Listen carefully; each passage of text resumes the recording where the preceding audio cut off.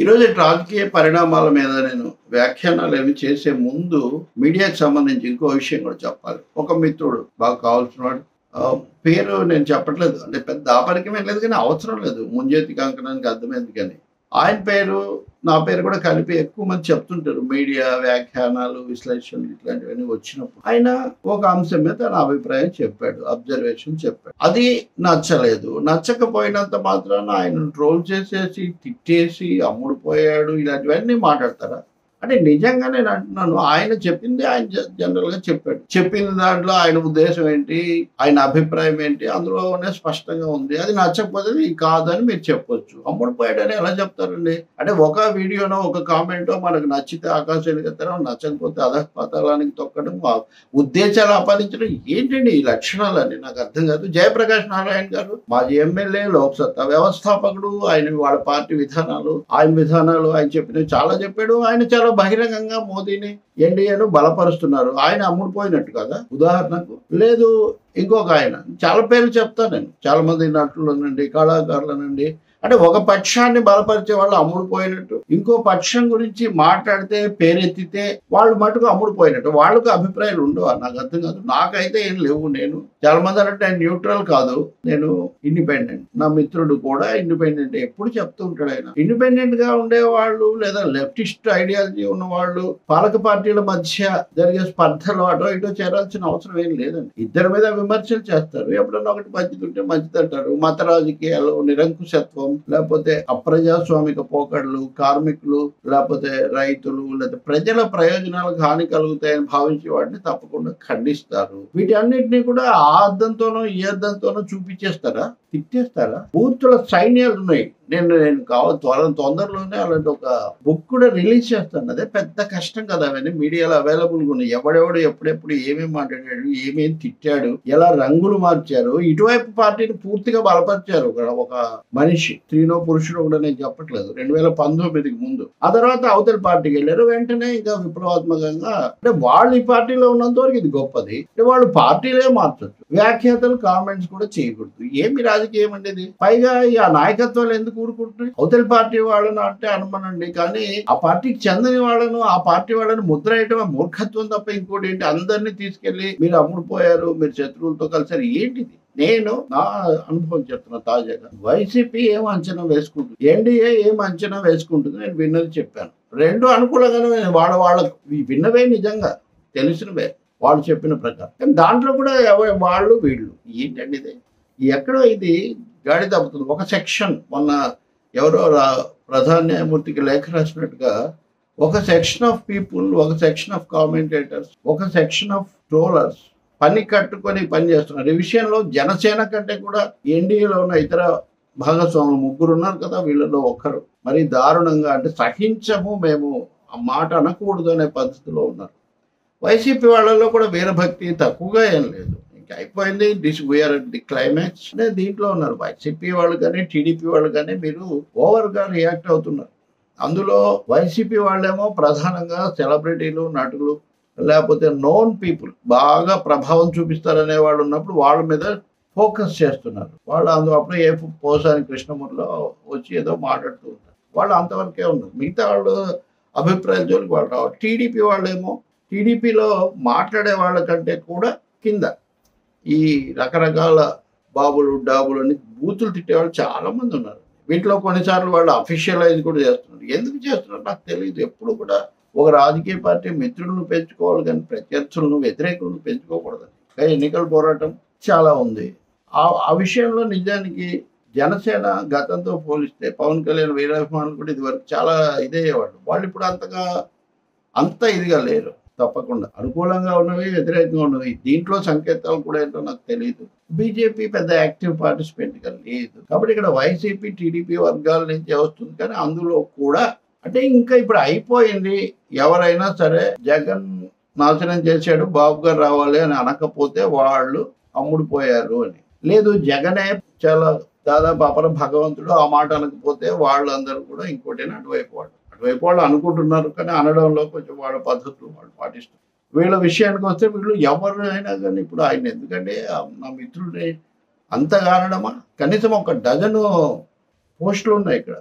పెద్ద పెద్ద వాళ్ళు ఇంకా వీళ్ళు చాలా తెలివిగా నేను అలా అనను ఇలా అనను అంటున్నాను. అంటే ఇది ఒక విద్యుక్త ధర్మమా? ఇప్పుడు అందరిది ఒక పార్టీని ఒక కూటమిని బలపరచడం పవిత్ర కర్తవ్యమా? ఇప్పుడు ఎవరైనా మేము అలా బలపరచడం అవతరాలకు ప్రజాస్వామ్యంలో ఓటర్లకు హక్కు అంటే మాటర్లకు లేకపోతే టాకర్లకు హక్కు లేదా? వాళ్ళు భిన్నంగా ఏం చెప్పకూడదా?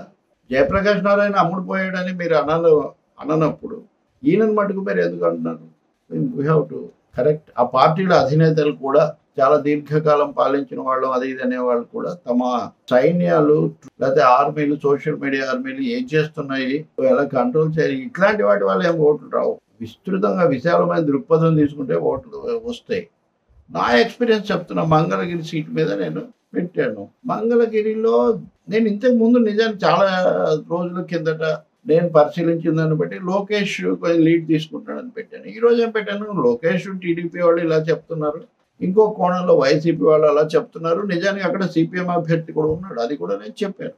వెంటనే వీళ్ళు ఎందుకంటే ఇది అంటే ఇలా ఇది కంఠశోష ఎవరు పట్టించుకోరు అనొచ్చు. ఏ కంఠశోష అయినా భువన ఘోష అయినా సరే చెప్పాల్సిందే. తప్పులు చేసేవాళ్ళు తిట్టి నోరు మోయించవచ్చు లేకపోతే బ్లాక్మెయిల్ చేయొచ్చు అని అనుకునే వాళ్ళు ఎవరైనా ఏ పార్టీ వాళ్ళైనా ఏ మనుషులైనా వాళ్ళకి అది ఎప్పుడు సక్సెస్ ఉండదండి. అది సరికాదు. అది ఆ పద్ధతి సక్సెస్ కాదు. సరైన మార్గంలో వెళ్ళండి, ఎవరి వాళ్ళు చెప్పుకోండి, కన్విన్స్ చేసుకోండి, వాదన నచ్చకపోతే వివరించండి. ఇప్పుడు నేను ల్యాండ్ టైటిల్ యాక్ట్ మీద చాలా ముందుగా నేను పెట్టాను, దాంట్లో ఉన్న తప్పులు కూడా చెప్పాను. కానీ అది మోదీకి ఆశీస్సులతో వచ్చింది, ఎన్డీఏ కూడా ఉందని చెప్పడం వీళ్ళకి నచ్చదు. కాబట్టి దాన్ని ఎవరు ఇది చేయరు. ల్యాండ్ టైటిల్ యాక్ట్ చాలా చరిత్ర ఉంది, మీరు చూడొచ్చు, ఆ వీడియో కూడా ఉంది. కాబట్టి మరీ వన్ సైడెడ్గా వెళ్ళి ఎవరైనా కొంచెం ఒక మాట అంటే భజన అని లేదు, ఒక విమర్శ చేస్తే వెంటనే చాలా ద్వేషం అని అదేం ఉండదండి. అయిపోతాయండి, ఒక 10 రోజుల్లో పోలింగ్ అయిపోతుంది, మళ్ళీ ప్రభుత్వాలు వస్తాయి, మనుషులు సమాజం ఇలాగే ఉంటుంది. ఇప్పుడు ఈ మీడియాలో చేసిన చాలా మంది లేరు. అంతెందుకండి, గతంలో వీరోచితంగా విరుచుకుపడిన కనీసం 4-5 క్యారెక్టర్స్ ఇప్పుడు లేవు. ఒక న్యాయాధికారి ఉండేవాడు ఇప్పుడు లేడు, మాజీ ఇంకొక ఆయన ఉండేవాడు లేడు, ఉండట్లేదు, నాకు తెలియదు. వాడు మళ్ళీ వచ్చి నా మీద పడితే అంత అవసరం లేదు. కానీ చాలా మార్పులు వచ్చాయండి. నేను జాబితా చెప్తాను. ఇంకా ఇలాగే కనుక చేస్తే ఎవరెవరు ఎంతగా రంగులు మార్చారు, ఎవరు ఎటు చేరారు అని. మేమేం మార్చలేదే, మేము అప్పుడు ఇప్పుడు ఎప్పుడు ఉన్నది చెప్తున్నాము. ఇలా జరగవచ్చు, ఇలా జరుగుతుంది, సంభావ్యత, పాజిబిలిటీ ప్రాబబిలిటీ అని 2 ఉంటాయి. జరగవచ్చు, జరిగే అవకాశం కూడా ఉండొచ్చు. ఈ 2 ఇలా చెప్పకూడదు. వన్ సైడెడ్గా చెప్పాలంటే ఇంకప్పుడు వాటిల్లోనే చేరొచ్చు. సో మార్చుకోండి. నేను ముఖ్యంగా ఈ సిల్లీ ట్రోలర్స్ వీళ్ళ గురించి ఏంటి, కానీ ఇప్పుడే నా కామెంట్లోకి వెళ్తే ఒకడే పెడతాడు 10 కామెంట్లు. మొదట సార్ అంటాడు, చాలా మర్యాదగా రవి గారు అంటాడు, ఇంకా తర్వాత మొదలవుతుంది. అయితే వీళ్ళందరూ అండి మోదీ గారు మొదలు పెట్టారు. మోదీ గారు అంటే బీజేపీ కుహనా మేధావులని. మీరు సర్టిఫికెట్ ఇవ్వండి, పోనీ ఎవరు కుహనా మేధావులో ఎవరు నిజమైన మేధావులో నేను ఎప్పుడు క్లెయిమ్ చేయలేదు. నేను ఒక మామూలు జర్నలిస్ట్, కాకపోతే అన్ని దశల్లో ఉన్నవాడిని. నేను అక్కడ నాకేమి పదవులు పెద్ద పెద్ద క్వాలిఫికేషన్స్ నేను ఎప్పుడు క్లెయిమ్ చేయలేదు. ఎవరిచ్చారు నాకు సర్టిఫికెట్ మేధావిని? మీకు ఎవరిని ఇచ్చారు? నేను ఎప్పుడు చూపించాను? ఎందుకు ఇవన్నీ? ఇది అంటే నా ప్రస్తావన ఎందుకు చేస్తున్నానంటే మళ్ళీ ఇంకోటి చేయడం ఓపిక లేక, ఇంట్రెస్ట్ లేక. కానీ ఆయన్ను ఇంతమంది కట్టకట్టుకొని చెప్పడం అంటే, మిమ్మల్ని అనకపోతే అంటే నోరు మీరు కనుక విమర్శ చేయాల్సి వస్తుంది. ఎందుకు చేయరు? ప్రత్యేక హోదా గురించి ఎందుకు మాట్లాడలేదు? అసలు ఇది ఎన్డీఏ మేనిఫెస్టోనా, తెలుగుదేశం మేనిఫెస్టోనా, తెలుగుదేశం జనసేనది అని విమర్శ ప్రశ్న వస్తుంది. జగన్మోహన్ రెడ్డి, చంద్రబాబు నాయుడు ఇద్దరు కూడా మోదీ, రాహుల్ గాంధీ కంటే మెరుగు అని చెప్పారు. ఉంది, అది వాళ్ళ ఇంటర్వ్యూలలో ఉంది, చూడండి మీరు. ఈ మాట చెప్తే వీళ్ళకి ఎవరికి నచ్చదు. నచ్చకపోతే మేము మానేయాలా? లౌకిక తత్వం, ప్రజాస్వామ్యం, ప్రజా ప్రయోజనాలు వీటిని బలపరచడం తప్పనిసరిగా జరుగుతుంది. రెచ్చగొట్టే అంశాలు, కార్పొరేట్ ఊడిగాలు, నోరు నొక్కే ప్రయత్నాలు, అసభ్య ప్రలాపాలు వీటిని తప్పకుండా ఖండించడం జరుగుతుంది. ఇందులో ఏమీ రాజీ ఉండదు. కావాల్సినన్ని చేసుకోవచ్చు. ఇప్పుడు చేసుకుంటే ఏమైంది?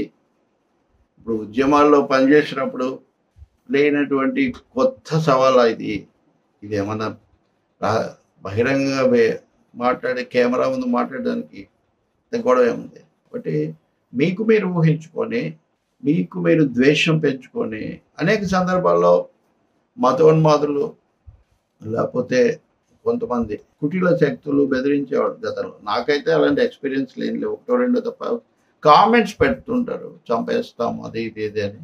ఒక్కసారి నేను పోలీసులకు కూడా ఫిర్యాదు చేశాను. దాని మీద కాదు, ఇలాంటి అసభ్యమైన వాటి మీద కానీ. ఇప్పుడు ఇవన్నీ మాట్లాడాక ఎలా ఉంటుందో కూడా నాకేం తెలీదు. పర్లేదు, ప్రిపేర్డ్ ఫర్ ఆల్. కానీ మాకున్న విశ్వసనీయత ఏదో మాకుంది. మాకున్న విలువలు, మాకున్న పరిశీలన మాకుంది. ప్రజాస్వామ్యాన్ని, ప్రజల తీర్పును మేము ఎప్పుడైనా గౌరవిస్తాము.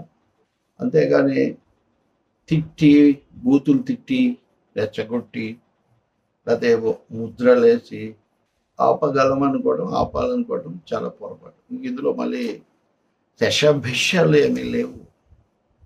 గొంతు వినిపిస్తూనే ఉంటుంది. ఎవరు గెలిస్తే ఉంది, ఎవరు పోతే ఎవరు గెలిస్తే ఏమన్నా తలకిందులు అవుతుందా, లేకపోతే ఇలా ఒకరు వెనక పడితే ఒకరు ముందుకు వస్తే అన్న పెద్ద ప్రభుత్వాలు, విధానాలు కొనసాగుతూనే ఉంటాయి కదా.